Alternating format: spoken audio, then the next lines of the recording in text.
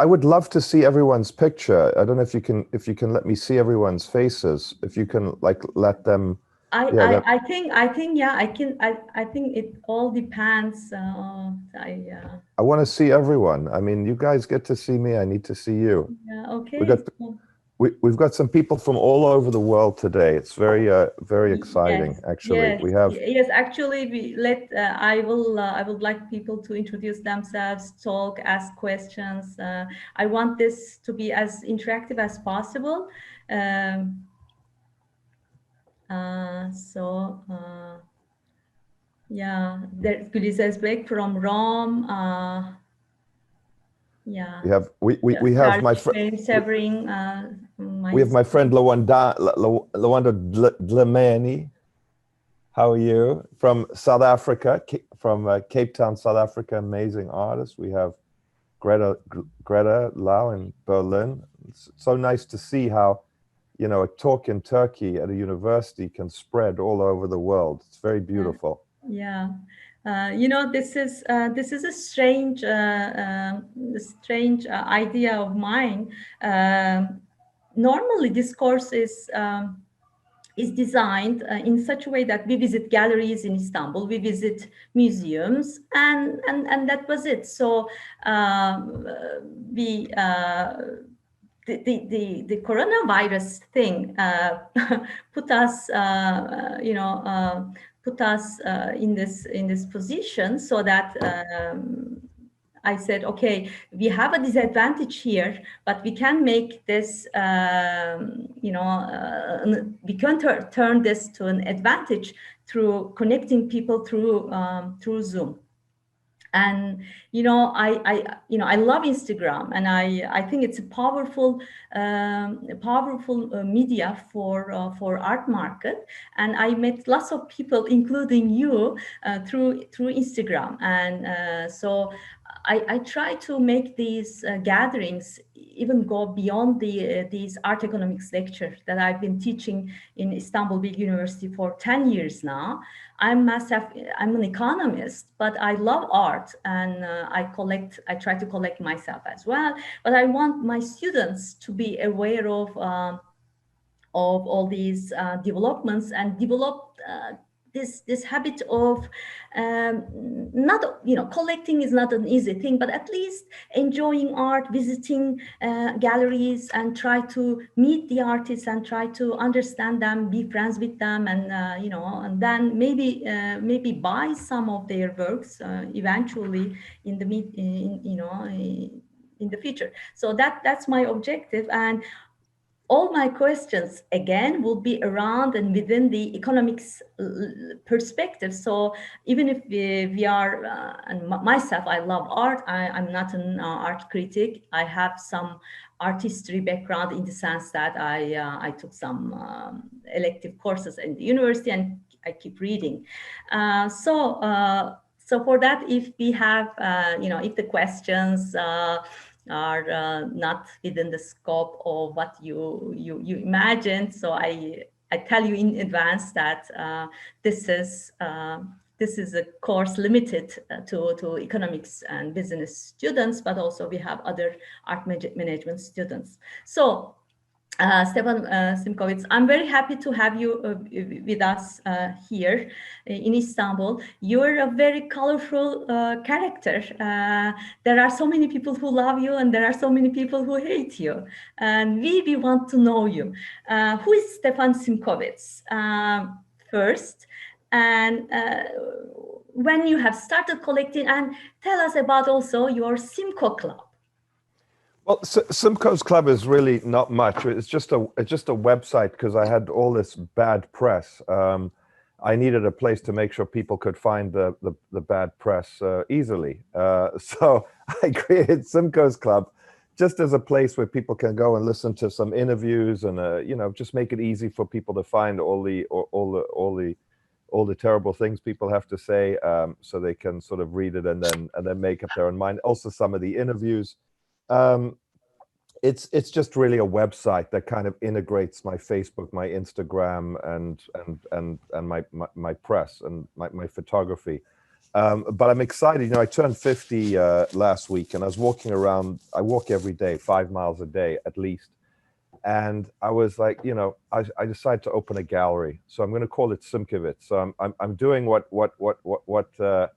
is probably least expected of me. We're going to open next year in January and February, because we've bought so much art from so many young artists. And, you know, I help the artists get galleries and all this stuff, but it takes so much time. And, you know, the galleries and the collectors and the institutions are so slow that you know, my advantage is speed. You know, that's it. I don't have enormous amounts of capital. I certainly don't have like the best institutional reputation to say, but my advantage is decisiveness and speed. So I'm opening a small space, and very excited about it. And Turkey is such an amazing country. And, you know, there's 44 people on this call, many from all over the world, but I like seeing art, and I like discovering things through people. There's a chain reaction. And you know, I work with an artist, Umut Yaset, who I think you know, who... Umut Yaşar. I don't know Yaşar. whether he's with us tonight. I'm not sure if he is, but he was driving a taxi in Berlin, and I bought his work. He makes work A4 size, anything he can scavenge and find in his house, in the trash, on the street, and he makes these sculptures that are the height of his body. And then when he finishes that height, he starts another sculpture. And I bought the work many years ago. No one would buy the work. I remember him calling me and saying his teacher at school told him not to do business with me. Umut now has been in museum shows, gallery shows, is a represented artist, makes really amazing conceptual work. He's Turkish. So, you know, one of the things about these talks, besides talking about the economics, is everyone here is welcome to send me an Instagram message, share their work with me. You know, I'm here to learn from you and find opportunity through you. Oftentimes, the opportunity isn't with me; it's with you. You know, who don't even feel who are always looking for opportunity. And the very basic things, you know, you know, in the morning, I'm like clockwork. I have my coffee, and then you know, I immediately, you know, take my poop, and I read art. For, you know, this morning I took my art. I took my art forum to the toilet and started reading it, and just, you know, and, you know, I was thinking I'm going to open a gallery. I'm like, I wonder if art forum will ever like cover my artists. And I was thinking this morning, I hope they do, but I don't care if they do or they don't. It has no bearing or impact on the representation or future of the artists I work with. And I think the art world creates a mindset where you think you need to be included in a particular way. You think you need a particular kind of context. And what's great about what's happening here is your teacher has been courageous and innovative and has reached out to a stranger in Los Angeles and has put together a group of people. And she has now people listening to her from literally all over the world, I can see. Amazing artists, diverse. And I think that the power that everyone has today of communication is something that you should really use. And many artists, for example, don't use Instagram. They find they find like these things to be, you know, not cool. And I urge everyone, communicate a very simple message. Build an Instagram page. Show us who you are. A photograph of who you are, where you live, so people can understand like what they're dealing with. Not just photographs of artworks that are, you know, think about it as a real simple communication method. This is my family, this is who I am, this is my studio, and this is my work. Make it simple for people to read and decipher your language. And then share, communicate, check your DMs that go to your junk box. You know, this is an economic class, but it's also a class of pragmatism. So especially young artists who are in countries that are not, you know, it's easier for galleries and people in LA to buy someone who's in LA or buy someone in America. They don't have to ship the work. You know, you're in Turkey, but by the time someone sees your work in America, it can be a very long time. Exactly. So I think sharing and communicating is very, very critical. Are you from South Africa I, originally? I am. I was born in South Africa in 1970. I left when I was a young boy to go to boarding school. My parents loved me, so they sent me to boarding school in England, and then I came to America to go to boarding school. So I'm a mix. I'm a hybrid. I'm American, South African, English. But I think I'm very Los Angeles today. I'm a big proponent of LA. I believe I love LA. So I'm a Californian patriot to California. We see that. When you have started collecting, and what is your relationship? I mean, with collection. I mean, it started all of Well, a sudden, or well, not all of a sudden. My father was living in South Africa, and he was collecting in the 1970s. From way back in South Africa, which was interesting because he was a man who was interested in the world and was actually collecting artists in New York, but in South Africa in the 1970s, way before collecting was a sort of a hot thing to do. I remember for many decades he would be made fun of by his friends, um, for buying things that were expensive in back then, but today, and so I was very privileged, and fortunate in every sense to have this background. My mother was an artist, so I was always sort of exposed to it. I didn't start getting into the business until I was 15 years ago. So I suppose in my mid-30s, when I began to make a little bit of money and I could sort of start to engage in the process of collecting a little bit. So that's how it began. But we've always been around culture. Culture. We're South African Jews, and if you know one thing about Jews, difficult as they may be, or as whatever, they are interested in culture broadly. So dance, music, intellectuals. So sort of the Jewish tradition is money rolls and knowledge sticks, and I think that's the I think that's also something, being a Jew. I think there are many Jews who, relative to the size of the Jewish population, who have always been interested in arts and culture, and have always been a very dynamic force in these fields. So a combination of things: my identity, my family, my privilege, have all enabled me to do this.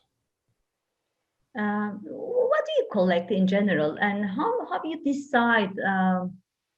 Are you a magpie collector? You buy whatever it strikes to you, or you have an idea, a puzzle to fill? I think there's a post-war kind of idea that there is a very strict canon, and the post-war period has been very narrowly and strictly defined by that canon, and rightfully so, because the way that post-war art was built was a small market, very little capital, small institutions, a small population of collectors.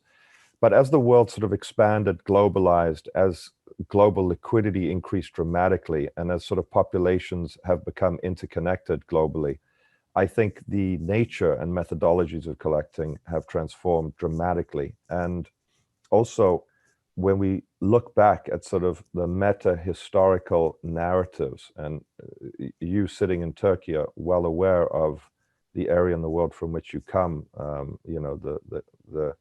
the eastern and western steppes of Central and Eastern and Western Europe, from which so many cultures kind of began. And I think the Western canon has kind of identified a sort of an ownership with the invention of abstraction, which I think is rubbish. Abstraction was in Turkey thousands of years ago in different forms.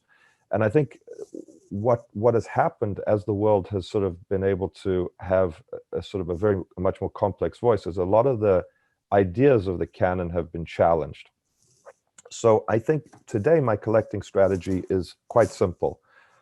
Find quality, find talent, find professionalism, provide opportunity, globally as much as I can to people who are excluded from the central system, both geographically and economically.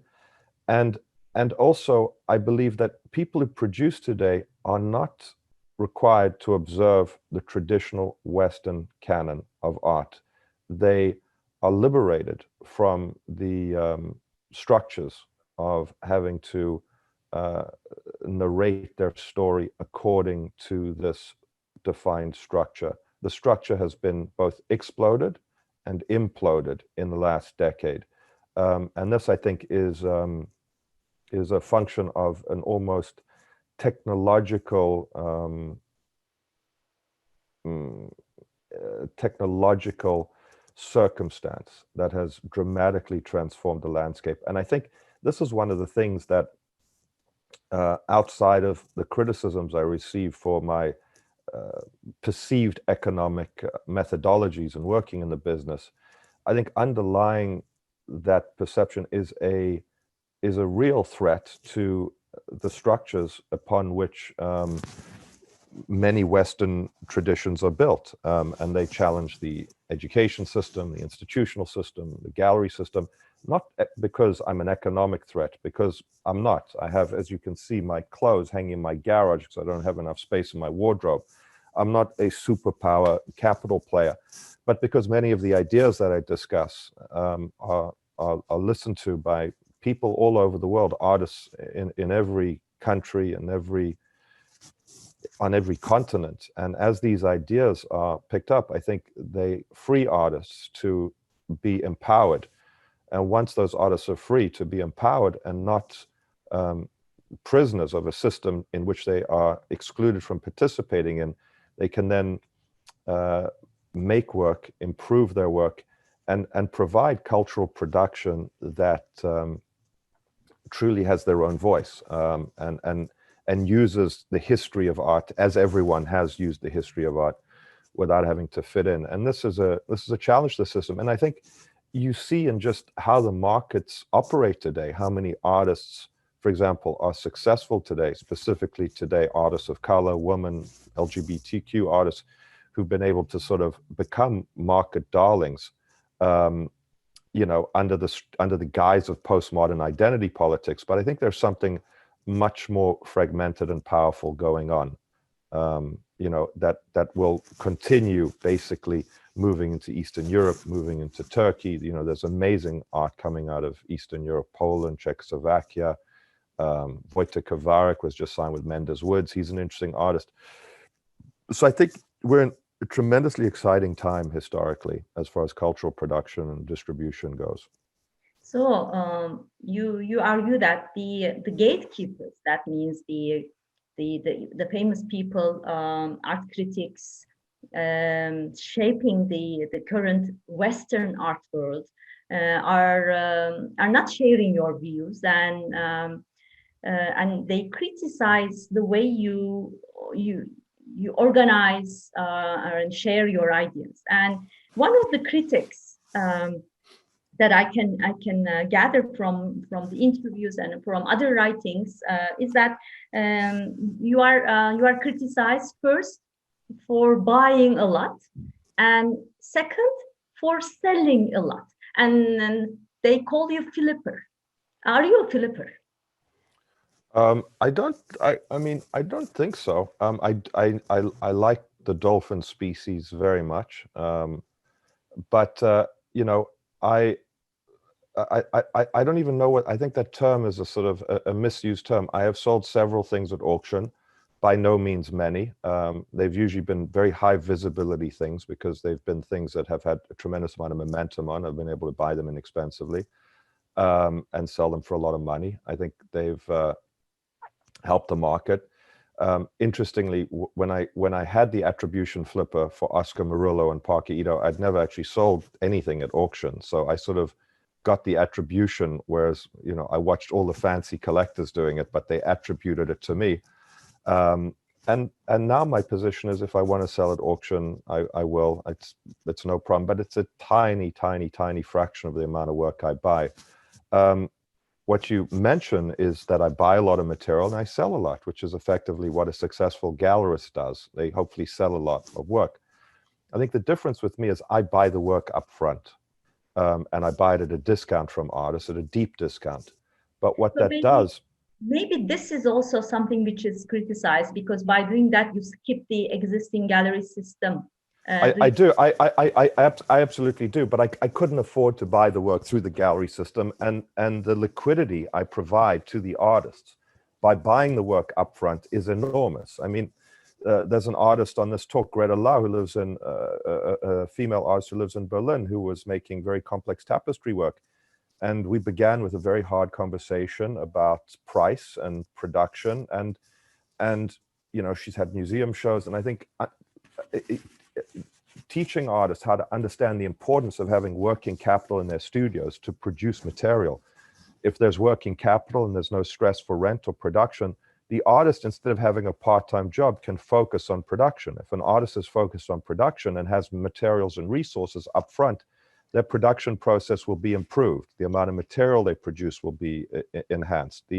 So I think I look at the system not from a gallery perspective of rent a space, consign the work, don't pay for the work, and then sell it. If I sell it, I owe the artist something. If I don't sell it, I ship it back to the artist or return it.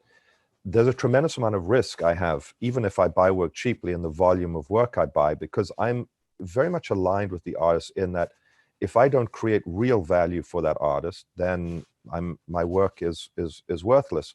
But also, I've watched, you know, people say to me that they've noticed artists who work with me improve dramatically over time, and I think I help artists accelerate their improvement by allowing them to focus on their work.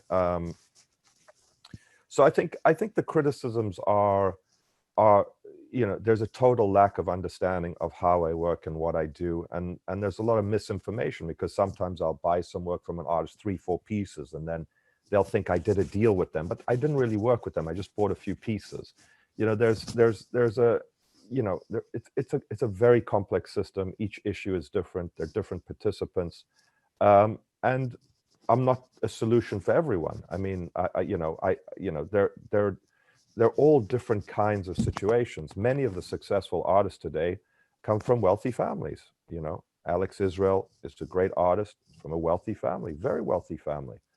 Harold Ancott, amazing artist from a wealthy family. In fact, he financed his gallerist clearing from the beginning, and he's an incredible artist.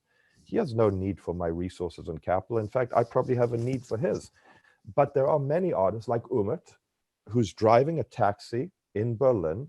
He was working in the postal office as well. Yeah, who literally barely has food on the table. So, and he makes complex work, and just shipping and creating that work costs thousands of dollars. So I think that many of these artists who don't have access to capital, who are excluded geographically because they're in regions that are inconvenient to deal with. Shipping something from Zimbabwe is very different to shipping something from Miami. They require different opportunities. And I think in circumstances like this, I provide a tremendous opportunity in providing capital on a consistent basis, in providing visibility in a centralized network, because everyone, whether they say they do or don't, they're all watching what I do with a magnifying glass. And then, you know, if you don't need my capital, you know, I think that, you know, I certainly provide less advantage, but I do provide some advantage in that I have a network, I have the respect and disrespect of many people in the world, and it takes a coalition of forces to make an artist. You know, I cannot singularly make an artist. I'm not a magician, but any artist of any manner requires a broad coalition of support in order to build a career. It's a very political process in a strange way. It's if you can get a Trump supporter to vote Democrat, take the Trump supporter. And I think artists are the same way. Broad coalitions of support from all different kinds of